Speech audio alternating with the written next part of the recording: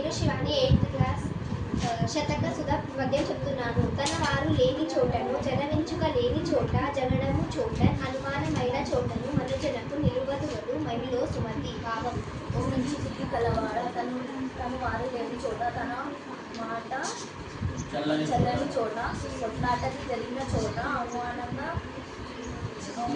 ఉన్న చోట మనిషి ఉండకూడదు. అనుమానమైన చోట అంటే ఏంటి? మనకి ఏదైనా భయంగా ఉంది నా డౌట్ వచ్చినప్పుడు, అక్కడ ఉండలేము అనుకున్నప్పుడు, ఎక్కడైనా ఊళ్ళో మనం ఉండాలంటే మన వాళ్ళు ఎవరైనా ఉండాలని చెల్లండి.